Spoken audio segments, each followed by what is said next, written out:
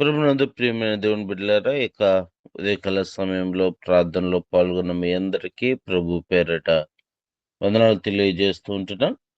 దేవుడి దినమున మన కొరకు ఏర్పరచుకున్న వాక్యాన్ని మరొకసారి ధ్యానం చేద్దాం. ప్రసంగి గ్రంథం 5వ అధ్యాయం 1వ వచనం. నీవు దేవుని మందిరమునకు పోవునప్పుడు నీ ప్రవర్తన జాగ్రత్తగా చూచుకునుము. చిన్న ప్రార్థన చేసుకో. మహాగణుడా, మహోన్నతుడా, సర్వాధికారి అనే దేవా, నీకు యొక్క ఉదయకాలము కృతజ్ఞత స్తుతులు స్తోత్రాలు చెల్లిస్తూ ఉంటున్నామయ్యా.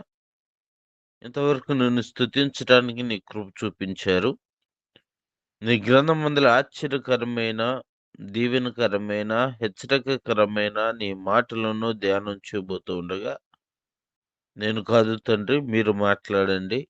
మా ప్రవర్తన, మా ఆలోచన, మా క్రియలు నీ దృష్టికి తండ్రి ఆయాసకరంగా ఉన్న ప్రతి దానిని మేము తండ్రి తొలగించుకొని యథార్థవంతులుగాను నీతిమంతులుగాను ఉండుటకు కృప చూపించమని, ఇంకా రావాల్సిన నిబిడలను సకాలంలో నీ సముఖానికి తీసుకుని రమ్మని యేసునామంలో ప్రార్థించి అడిగి వేడుకుంటున్నాము తండ్రి.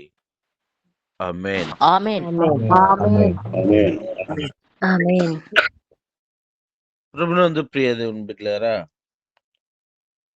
సొలొమోను భక్తుడు ఈ యొక్క ప్రసంగి గ్రంథాన్ని రచిస్తూ ఉంటున్నాడు. దేవుని ఆత్మచేత ఆయన ఈ మాటలను రాస్తూ ఉంటున్నాడు. అయితే ఆయన ఇక్కడ మాట తెలియజేస్తూ ఉంటున్నాడు. నీవు దేవుని మందిరమునకు పోవునప్పుడు నీ ప్రవర్తన జాగ్రత్తగా చూచుకొనుము. బుద్ధిహీనులు అర్పించినట్లుగా బలి అర్పించుట కంటే సమీపించి ఆలకించుట శ్రేష్టము. వారు తెలియకే దుర్మార్గ పనులు చేయుదురు అనే ఈ మొదటి వచనంలో ఆయన మాట్లాడుతూ ఉంటున్నాడు.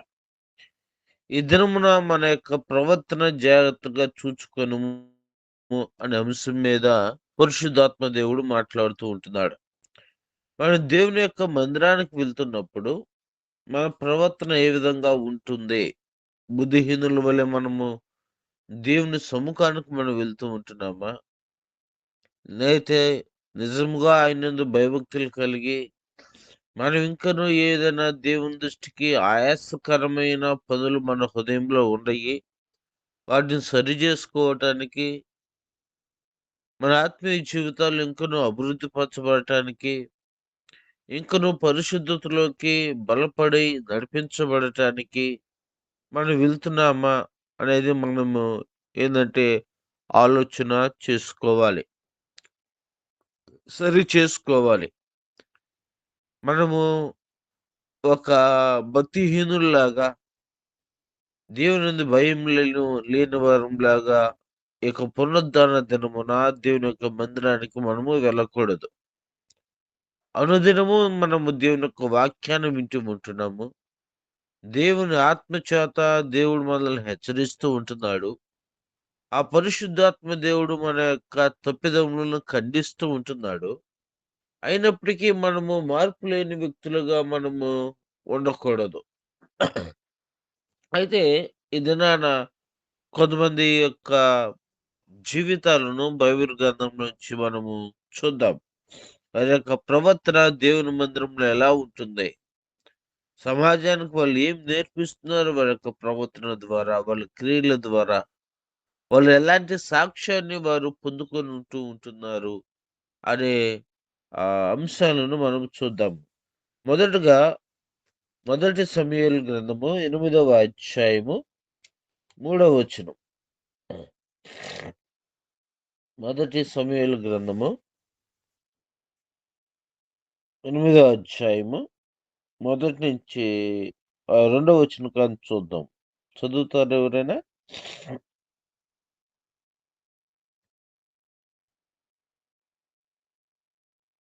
మొదటి సమూయేలు గ్రంథము 8వ అధ్యాయము 2వ వచనం. అతని జ్యేష్ఠ కుమారుని పేరు యోవేలు, రెండవ వాని పేరు అబియా. వీళ్ళు బెషర్బాలో న్యాయాధిపతులుగా ఉండిరి. అతని కుమారులు అతని ప్రవర్తనను అనుసరింపక ధనాపేక్ష గలవాడై లంచం పుచ్చుకొని న్యాయమును త్రిప్పివేయగా ఇశ్రాయేలు పెద్దలను కూడి రామాలో ఉన్న సమూయేలు వద్దకు వచ్చి, చిత్తగించుము, నీవు వృద్ధుడవు, నీ కుమారులు నీ ప్రవర్తన వంటి ప్రవర్తన గలవారు కారు గనుక సకల జనులు మర్యాద చొప్పున మాకు ఒక రాజును నియమింపుము. ఇక్కడ సమూయేలు యొక్క కుమారుని గురించి ఇక్కడ రాయబడి ఉంటుంది. సమూయేలు వృద్ధుడైపోయాడు. భక్తుడైన సమూయేలు న్యాయాధిపతిగాను యాజకుడుగాను ఉన్నాడు. అతని యొక్క కుమారులు, ఇద్దరు కుమారులు, వాళ్ళు యోవేలు, రెండవని పేరు అబియా. వీరిద్దరు కూడా ఎక్కడున్నారంటే న్యాయాధిపతులుగా ఉన్నారు. అంతకుముందు చాలా మంది న్యాయాధిపతులుగా ఉంటూ ఉన్నారు. దేవుని ప్రజలకు న్యాయం తీర్చడానికి, మంచి సలహాలు ఇవ్వటానికి, ధర్మశాస్త్రమును వాళ్ళకి ప్రకటన చేయటానికి, ఇట్లా వివరించి చెప్పటానికి, మంచి చెడులు చెప్పటానికి వాళ్ళు న్యాయాధిపతులుగా ఉన్నారు. అలాంటి న్యాయాధిపతులుగా ఉన్న సమూయేలు యొక్క కుమారులు ఏం తప్పిపోయారంటే, వాళ్ళకి ప్రవర్తన తప్పిపోయి లంచం పుచ్చుకోవటానికి వాళ్ళు చేయి చాపుతూ ఉంటున్నారు. అక్కడున్న ఇశ్రాయేల్ పెద్దలందరూ కూడా సమూయేలు దగ్గరకు వచ్చి వారి గురించి ఒక మాట చెప్తున్నారు. సమూయేలు ఎలాంటి వ్యక్తి మనం గమనించినప్పుడు, అతను పాలు విడిచిన తరువాత దేవుని మందిరానికి తను తీసుకుని రాబడినప్పుడు, దేవుని యొక్క మందిరములో మోకరించి చిన్నతనము నుంచి ప్రార్థించే అలవాటు కలిగిన వాడు. దేవుని యొక్క స్వరాన్ని విన్నవాడు.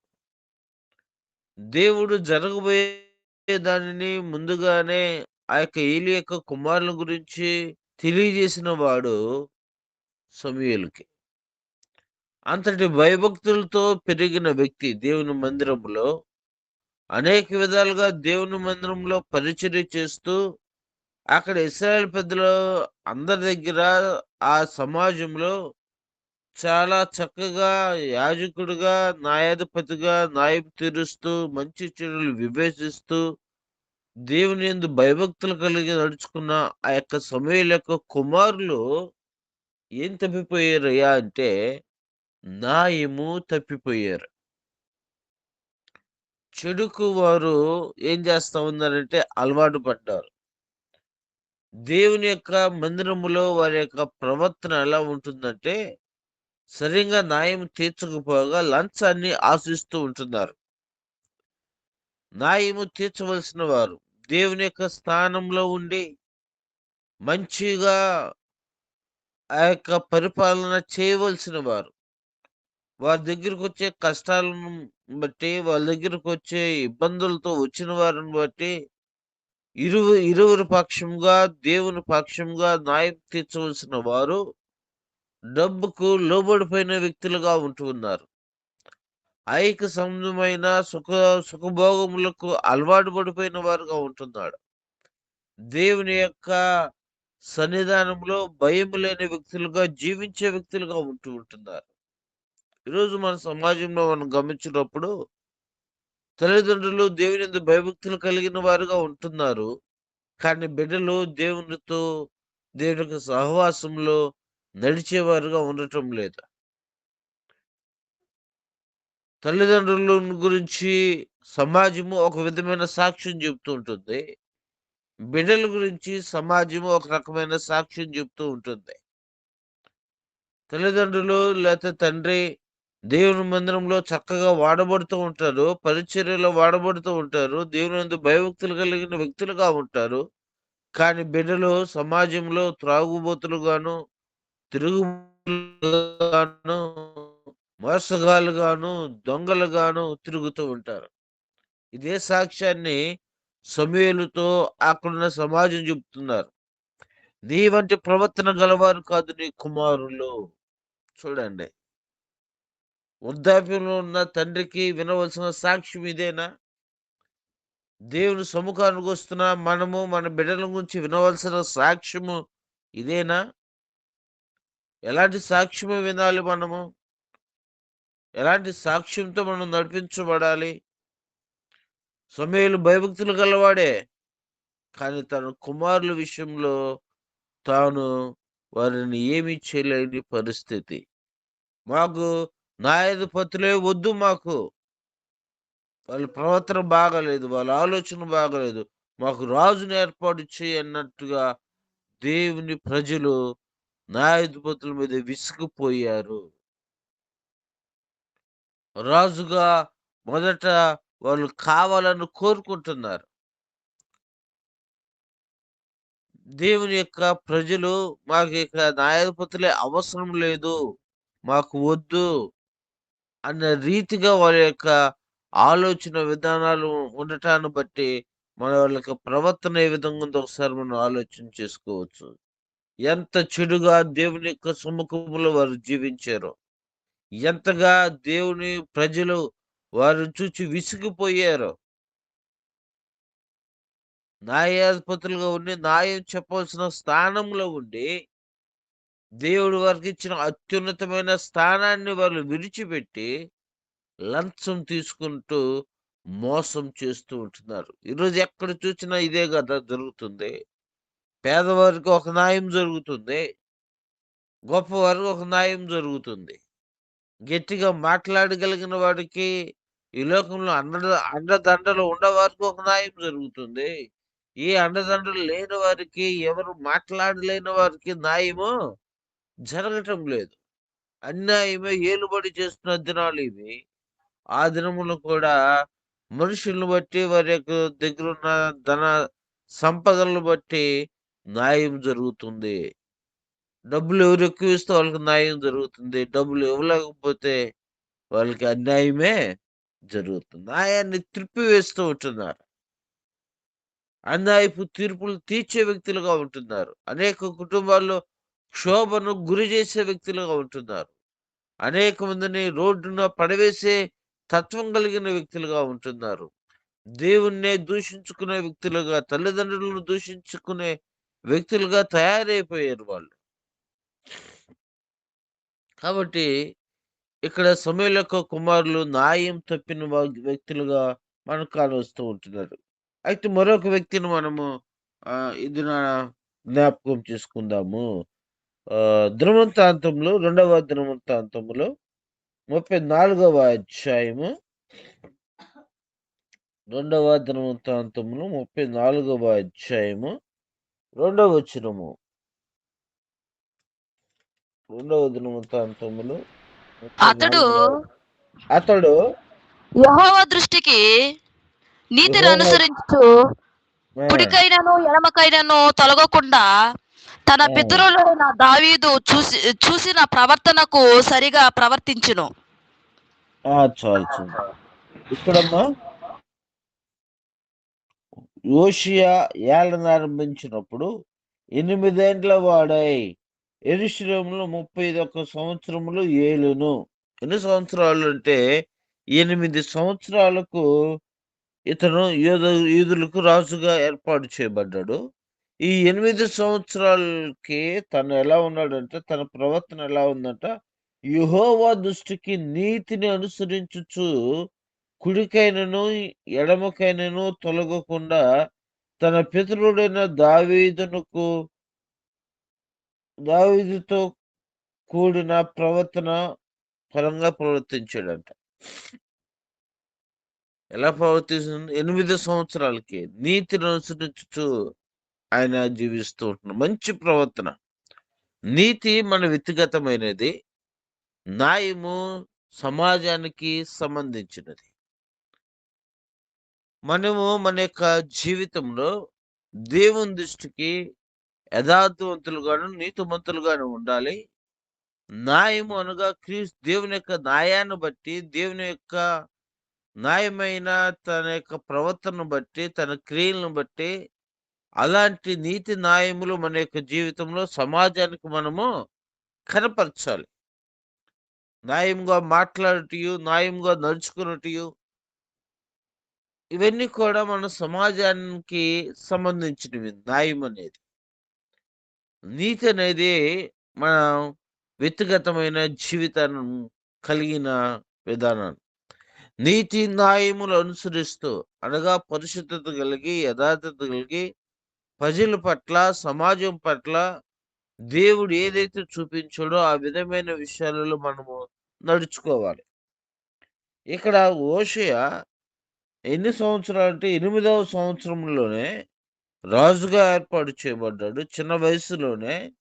ఆ చిన్న వయసులోనే ఆయన ఎవరిని పోలి నడుచుకుంటూ ఉంటున్నాడంటే, దావీదుకు తగినట్టుగా తన ప్రవర్తన సరిగా ప్రవర్తిస్తున్నాడు. 8వ సంవత్సరానికే. బాలుడుగా ఉన్నప్పుడు సమూయేలు తన ప్రవర్తన విషయంలో, తన యొక్క నీతి విషయంలో, ప్రార్థన విషయంలో చాలా జాగ్రత్తగా దేవునందు భయభక్తులు కలిగిన వ్యక్తిగా ఉన్నాడు. దేవుడు అతని ప్రవర్తన బట్టి అతనితో మాట్లాడి, ఎవరైతే చెడుతనము కలిగి జీవిస్తున్నారో వారిని గురించి, వారికి జరగబోయే దాని గురించి హెచ్చరించాడు. కానీ సమూయేలు యొక్క కుమారులు నీతి న్యాయములు తప్పిన వారుగాను, దేవుని దృష్టికి అవిధేయులుగాను మార్చబడిన వ్యక్తులుగా ఉంటూ ఉన్నారు. ఇక్కడ ఇంకొక బాలుడిని మనం గమనించినప్పుడు, ఇతను 8వ సంవత్సరానికి రాజు అయ్యాడు. కానీ దేవుని దృష్టికి యథార్థంగా ప్రవర్తించడం ప్రారంభించాడు. తన 12వ సంవత్సరానికి తను ఏం చేస్తున్నాడంటే, ఆ యొక్క దేశంలో ఏదైతే విగ్రహారాధనకు సంబంధించిన ఉన్నాయో, ఆ విగ్రహారాధనకు సంబంధించిన ఆ యొక్క స్తంభాలను గాని, విగ్రహాలను గాని సమస్తాన్ని తీసివేసి దేవుణ్ణి ఆరాధించుటకు, దేవుని నామాన్ని గొప్ప చేయటానికి తను పూనుకుంటూ ఉంటున్నాడు. చిన్నతనం నుంచే మనము దేవుని యందు భయభక్తులతో బిడ్డలను పెంచవలసిన వారంగా మనం ఉంటున్నాం. దేవుని దృష్టికి వాళ్ళని యోగ్యులుగా మార్చవలసిన బాధ్యత తల్లిదండ్రులుగా మన మీద ఎంతో ఉంటుంది. వాళ్ళు చిన్నతనం నుంచే దేవునితో ఒక మంచి అనుబంధాన్ని కలిగి జీవించే వ్యక్తులుగా మనం వాళ్ళని మార్చాలి. దేవుని స్వరం వినే వ్యక్తులుగా, దేవునికి ఇష్టమైన బిడ్డలుగా, దేవుడు వారితో మాట్లాడి అనేక మందిని గురించి హెచ్చరించే బిడ్డలుగా వాళ్ళని మార్చవలసిన బాధ్యత మన మీద ఎంతైనా ఉన్నదని దేవుడు ఈ దినాన మనతో మాట్లాడుతూ ఉంటున్నాడు. హోషేయ యథార్థవంతుడిగా తను జీవించిన సంగతిని ఇక్కడ జ్ఞాపకం చేస్తూ ఉంటున్నాడు. అయితే మరొక ఆ వ్యక్తిని మనం చూద్దాము. యోబు గ్రంథము 27వ అధ్యాయము 6వ వచనం.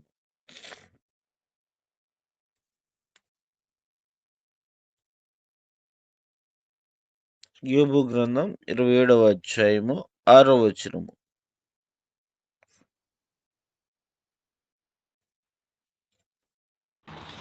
నీ నీతిని విడవగా గట్టిగా పట్టుకుందును. నా ప్రవర్తన అంతటి విషయములలో నా హృదయం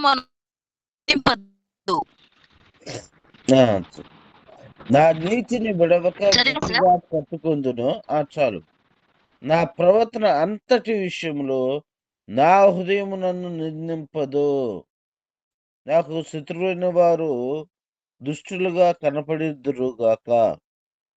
నన్ను నిందించువారు నీతి లేని వారుగా కనపడుదురుగాక. యోబు తన గురించి తాను ఈ యొక్క మాటలను తెలియజేస్తూ ఉంటున్నాడు. ఆయన ప్రవర్తన అంతట మీద ఆయన ఎలా ఉంటున్నాడు అని అంటే, నా నీతిని విడవక గట్టిగా పట్టుకుందును. నా ప్రవర్తన అంతటి విషయంలో నా హృదయం నన్ను నిందింపదు. ఎంత గొప్ప సాక్ష్యాన్ని యోబు ఇక్కడ తెలియజేస్తూ ఉంటున్నాడు. నా ప్రవర్తన అంతటి విషయంలో నా నీతి నన్ను, నా హృదయం నిందింపదు. ఏ తప్పు చేయలేదు. మన మనస్సాక్షి మన మీద ఎలా ఉంటుంది అనేది ఇక్కడ మాట్లాడుతూ ఉంటున్నాడు. మొదటగా సమూయేలు కుమారులు దారి తప్పిపోయారు నీతి న్యాయం విషయంలో.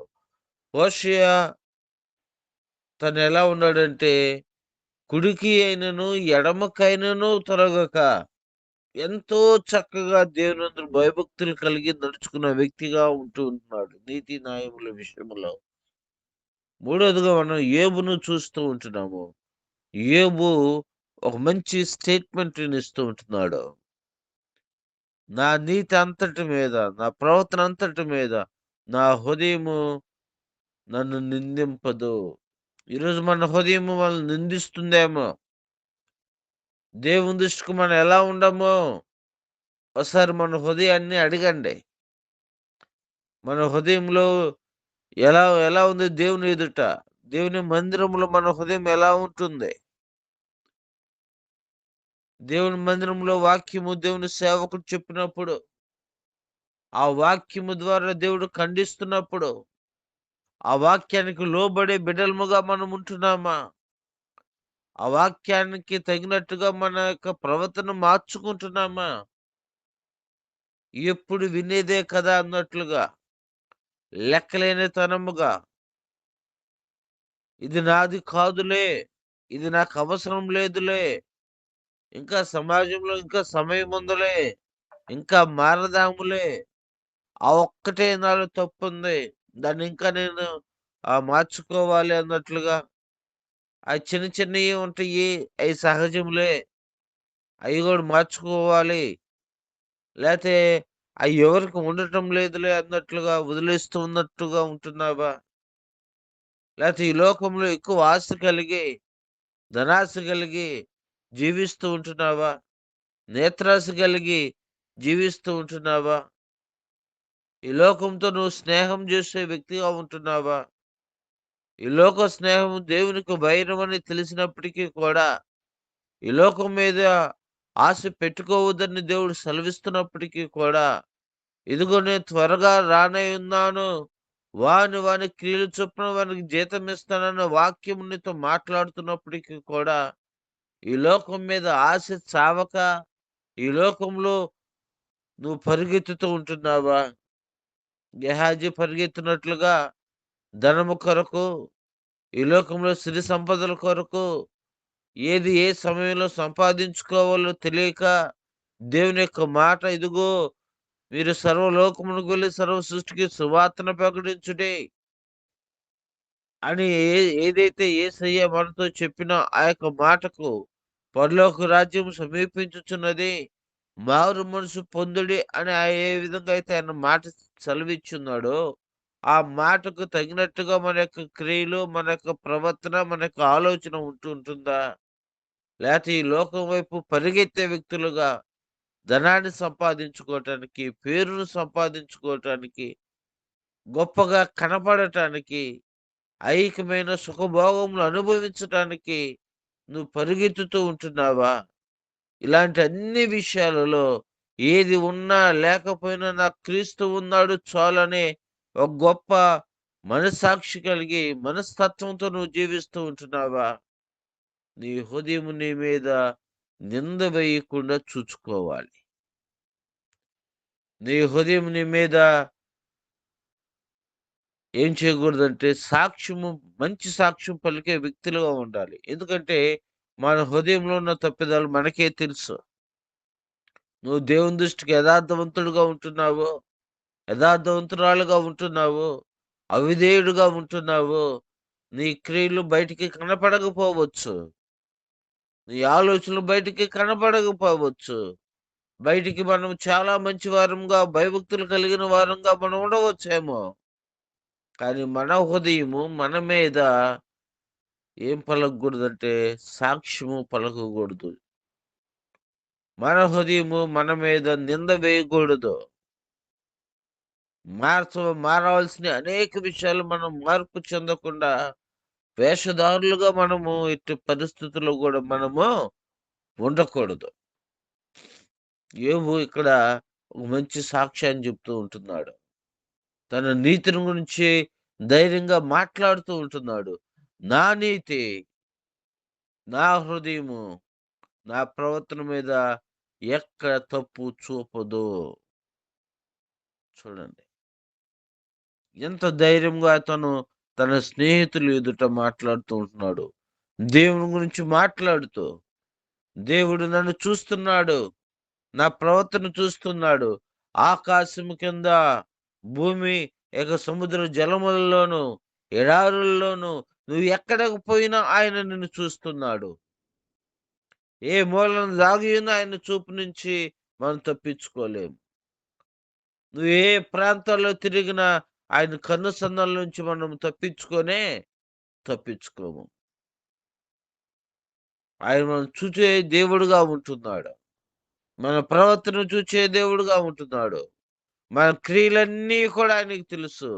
ఆయన చూస్తున్నాడని మనము మన హృదయాలను, మన ప్రవర్తన సరి చేసుకుంటూ అనుదినము మనం నడవలసిన వారంగా ఉంటున్నాము. యోబు తన యొక్క ప్రవర్తన అంతటి మీద ఒక మంచి సాక్ష్యం చెప్తున్నాడు. నా హృదయము నా మీద నన్ను నిందింపదు. ఈరోజు అలాంటి సాక్ష్యాన్ని ధైర్యంగా మనము చెప్పుకునే పరిస్థితులు మన యొక్క ఆత్మీయ జీవితాలు ఉండియా లేదని మనం పరిశీలన చేసుకుందాం. మరొక వాక్యాన్ని మనము చూద్దాం. నీతి ప్రవర్తన కలిగి యోబు ఉన్నాడు. హోషేయ కుడికైను ఎడమకైను తొలగకుండా నీతిగా చిన్నతనం నుంచి జీవించిన వ్యక్తిగా యెషయా ఉన్నాడు. తర్వాత మనం గమనించినప్పుడు సమూయేలు వారి యొక్క కుమారులు లంచములకు తీసుకుంటూ నీతిని తిప్పివేసి అన్యాయస్తులుగా మనకు కానొస్తూ ఉంటున్నారు. ధనాపేక్ష చేత ఒకళ్ళు మారిపోయారు. ఒక రాజుగా ఉండే వ్యక్తి చిన్నతనం నుంచి కుడికైనను ఎడమకైనను తొలగిపోకుండా ఉన్నాడు. ఒక యోబు అన్నీ కోల్పోయినప్పటికీ కూడా ఆస్తిని కోల్పోయి, బిడ్డలను కోల్పోయి, బూడిదలో కూర్చొని రోగంతోనూ, రొప్పుతోనూ జీవిస్తున్నప్పటికీ దేవుని పట్ల భయభక్తులు కలిగి తన ప్రవర్తన విషయంలో ఎక్కడ తొలగిపోకుండా యథార్థవంతులుగా సాక్ష్యం పలుకుతూ ఉంటున్నాడు. మరొక వచనాన్ని చూద్దాము. సామెతల గ్రంథము 1వ అధ్యాయము 31వ వచనాన్ని ధ్యానం చేద్దాం. ముగింపులోకి మనం వస్తున్నాం. నా సామెతల ఉపదేశమును అంగీకరించువాడు అమ్మా సురక్షితంగా నివసించును. ఉమ్. వాడు కీడు వచ్చినన్న భయము లేక నెమ్మదిగా నుండును. 31 అమ్మా 1:31. కాబట్టి వారు వారు కాబట్టి తమ వారు ప్రవర్తన తమ తమ ప్రవర్తనకు ప్రవర్తనకు తగిన ఫలము కాబట్టి వారు కాబట్టి తమ వారు ప్రవర్తనకు తమ తగిన ప్రవర్తన ఫలము అనుభవించెదరు. అనుభవించెదరు. ఉమ్. తమకు వెక్కసమగు వరకు తమ ఆలోచనలను అనుసరించెదరు. చాలు. ఇక్కడ సొలొమోను భక్తులు తెలియజేస్తూ ఉంటున్నాడు. కాబట్టి వారు తమ ప్రవర్తనకు తగిన ఫలము అనుభవించెదరు. తమకు వెక్కస మగు వరకు తమ ఆలోచనలను అనుసరించదు. మన ప్రవర్తనకు తగిన ఫలము మనం ఏం చేస్తామంటే అనుభవిస్తాము. ఒక దినాన, ఒక సమయాన మనం మన ప్రవర్తనకు తగిన ఫలం అనగా దేవుడు మాట్లాడుతున్నాడు. వాని క్రియల చొప్పున వానికి నేను జీతము ఇచ్చేది. మన ప్రవర్తనకు తగినట్టుగా దేవుడు ఒక దినాన జీతం ఇస్తూ ఉంటున్నాడు. ఎలాంటి జీతము?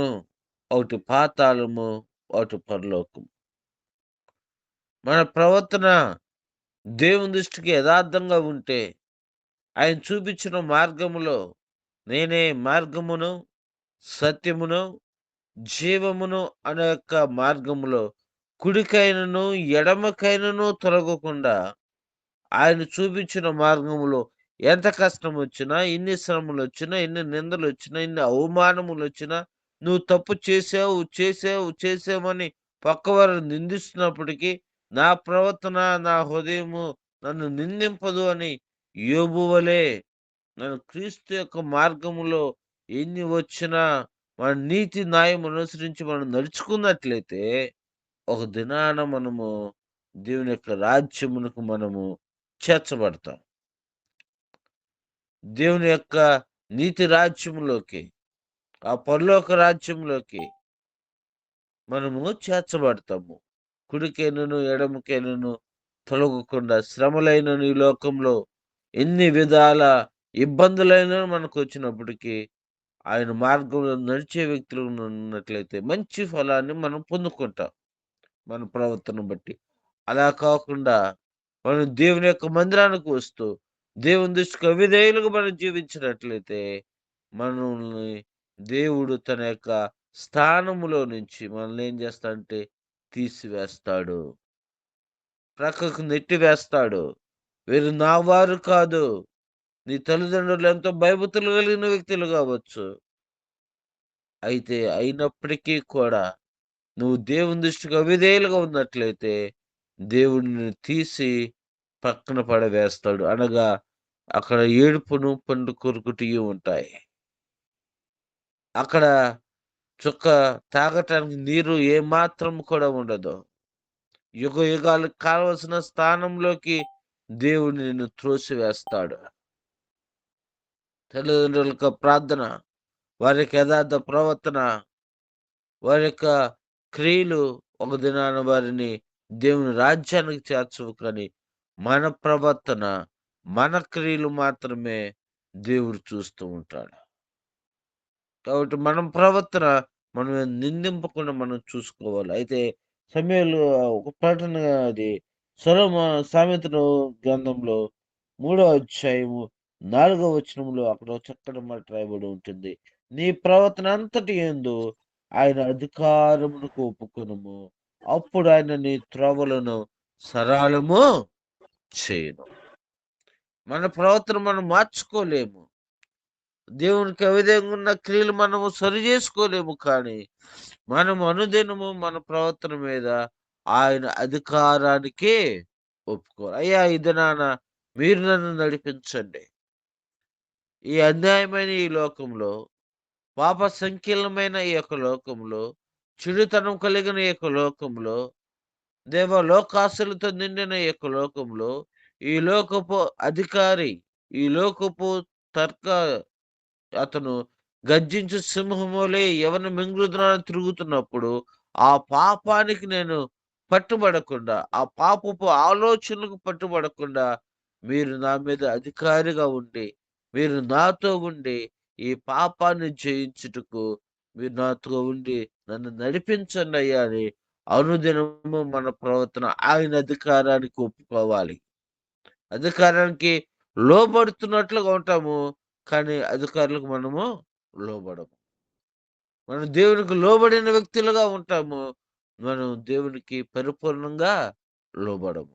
మనం ఈ పరిపూర్ణంగా దేవునికి లోబడినప్పుడు దేవుడు మన ప్రవర్తన అంతటి మీద ఆయన అధికారిగా ఉండి ఏ దుష్కార్యమును, ఏ చెడుతనపు ఆలోచనలను నీ మీదకు రానియకుండా, దుష్టుని యొక్క ఆలోచనలు నీ యొద్దకు రానియకుండా ఆయన నీకేమి ఇస్తాడంటే కాపుదలను ఇస్తాడు.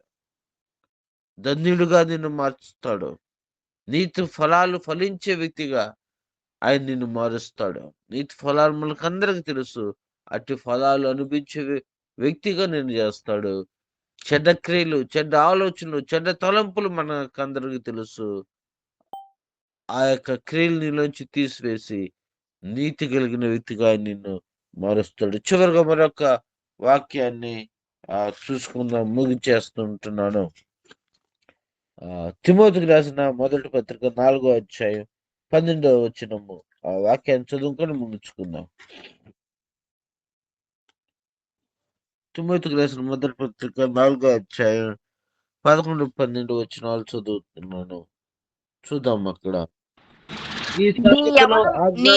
నీ యవనమును బట్టి ఎవడు నిన్ను తృణీకరింపనీయకము, గాని మాటల్లోను, ప్రవర్తనలోను, ప్రేమలోను, విశ్వాసములోను, పవిత్రతలోను విశ్వాసులకు మాదిరిగా నుండుము. తిమోతికి అపోస్తలుడు పౌలు గారు రాస్తూ ఉంటున్నాడు, మనం ఎలా ఉండాలి ఈ సమాజంలో అనేది ఆయన మాట్లాడుతున్నాడు.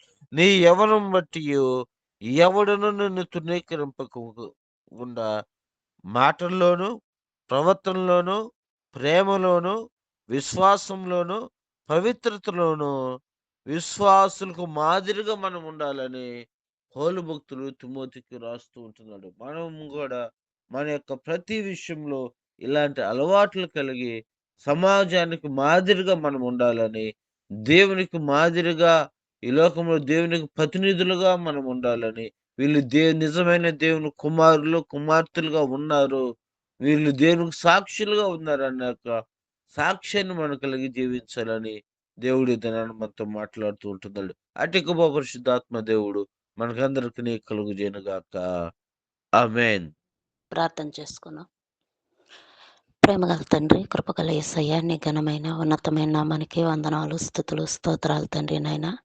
అయా వేదంకాల సమయంలో తండ్రి నాయన నీ పాద చెంత చేరి నిన్ను స్తుతించి నిన్ను ఘనపరిచే కృపా ధన్యత అయ్యా మా అందరికి దయచేసిన విధానాన్ని బట్టి నీకు స్తుతులు, స్తోత్రాలు తండ్రి. ఈ సమయం ఉంది తండ్రి నాయన నీ కుమారుని నిలబెట్టి తండ్రి మాతో మాట్లాడిన ప్రతి మాటను బట్టి కూడా నీకు స్తుతులు, స్తోత్రాలు తండ్రి నాయన. అవును దేవా నాయన నా ప్రభ 5 సమయాలు అయితే తండ్రి చిన్న వయసు నుంచి నాయన ఎంతో భయభక్తులతోనైనా నీ సన్నిధిలో పెరిగినాడు నాయన నా ప్రభ. అయినప్పటికీ తనకు ఉన్న కుమారులను బట్టి నాయన నా ప్రభ నీకు విరోధంగా జీవించారు తండ్రి నాయన నా ప్రభ. అయా నీకే వేలాది వందనాలు, స్తుతులు, స్తోత్రాలు తండ్రి. అయ్యా తన తండ్రి న్యాయంగా ఉన్నప్పటికీ తండ్రి నాయన తనకు పుట్టిన బిడ్డల తండ్రి విరోధంగా జీవించినారు తండ్రి నాయన. అయా నీకే వేలాది వందనాలు తండ్రి నాయన నా ప్రభ. అయా మా కుటుంబాల్లో కూడా తండ్రి నాయన నా ప్రభ ఆయా తల్లిదండ్రులు నీకు లోబడినప్పుడు నాయన బిడ్డలు వ్యతిరేకంగా ఉన్నారేమో తండ్రి నాయన. ఆయా వాళ్ళందరినీ జ్ఞాపకం చేసుకోమని అడుగుతున్నాం తండ్రి నా ప్రభ. నీకే స్తోత్రాలు తండ్రి నాయన. విషయ అయితే తండ్రి నాయన 8 సంవత్సరాల నుండి నాయన నా ప్రభ ఎంతో నాయన నా ప్రభ కుడిమెక్క కానీ ఎడమ కానీ తొలగకుండా తండ్రి నాయన నీ ఎందుకు నమ్మకంగా జీవించిన విధానాన్ని బట్టి నీకే స్తుతులు, స్తోత్రాలు తండ్రి నాయన నా ప్రభ. అయా నీకే వేలాది వందనాలు తండ్రి నాయన. ఐదుగా తండ్రి ఏవుని జ్ఞాపకం చేసుకున్న దేవానికే తండ్రి నాయన శ్రమల యందు బాధల యందు తండ్రి నాయన ఎన్నో శ్రమలు వచ్చినప్పటికీ తండ్రి నాయన నీ ఎందుకు నమ్మకం నాయన విశ్వాసం వదిలిపెట్టకుండా తండ్రి నాయన అయా ఒక నిరీక్షణ కలిగి నీ వరకు ఎదురు చూసిన ఆయా కృపను బట్టి నీకే స్తుతులు, స్తోత్రాలు తండ్రి నాయన. నమ్మకంగా జీవించాడే కనుక తండ్రి నాయన దేవాతి దేవుడు నాయన గొప్ప సాక్ష్యంగా ఇచ్చినందుకు నాయన అయా నీకే స్తుతులు, స్తోత్రాలు తండ్రి నాయన నా ప్రభ. అవును తండ్రి నాయన మా నడతను నాయన నా ప్రభ అయ్యా మా ప్రవర్తన నాయన నా ప్రభ సరిగా చూసుకోమని నాయన మీరు చెప్పిన మాటలను బట్టి కూడా నీకు స్తుతులు, స్తోత్రాలు తండ్రి నాయన. ఇదే నాయన యవనస్తులు ఎంతో భయంకర స్థితిలో ఉన్నారు తండ్రి నాయన. ప్రతి యవనస్తుని జ్ఞాపకం చేసుకోమని అడుగుతున్నాయన. బిడ్డలతోనైనా మీరు మాట్లాడండి, సహాయం దయచేయమని అడుగుతున్నావు నాయన. రాబోయే రోజుల్లో బిడ్డలనైనా సరిగా నాయన నడుచుకుని ప్రవర్తన మార్చుకొని తండ్రి నాయన నీ ఎందు భయభక్తులు కలిగి జీవించే భాగ్యాన్ని బిడ్డలకు దయచేయమని అడుగుతున్నావు నాయన. అయా కృప చూపించమని అడుగుతున్నావు యేసయ్యా. నీకే స్థితులు, స్తోత్రాలు తండ్రి నాయన. ఐదుగా నాయన కుటుంబాలతో నాయన తల్లిదండ్రులు బిడ్డలు నాయన ఆయా భయభక్తులు కలిగి నీ సన్నిధిలో కనపడే కుటుంబాలుగా దయచేయమని అడుగుతున్నావు నాయన. ఎల్లవేళల్లో తండ్రి నాయన నీ వాక్యం పట్ల నాయన ఐదుగా తండ్రి నాయన వాక్యం నాయన కఠినంగా ఉన్నప్పటికీ తండ్రి నాయన మా జీవితాలు మారుస్తా తండ్రి, సరైన మార్గంలో నడిపిస్తా తండ్రి నాయన. వాక్యాన్ని తండ్రి మా హృదయంలో ఫలింపు దయచేయండి నాయన. అటువంటి కృప నాయన చేరువచ్చిన మమ్మల్ని అందరిని జ్ఞాపకం చేసుకొని ఈ దినానైతే తండ్రి మేనైనా ఎవరెవరైతే మందిరాలకు వెళుతున్నారో వాళ్ళందరినీ కూడా దీవించి ఆశీర్వదించి సహాయం అనుగ్రహించమని యేసయ్య నామములో ప్రార్థించి స్తుతించి అడిగి వేడుకుంటున్నాం తండ్రి. ఆమె ఆమేన్. ఆమేన్. ఆమేన్. ఆమేన్.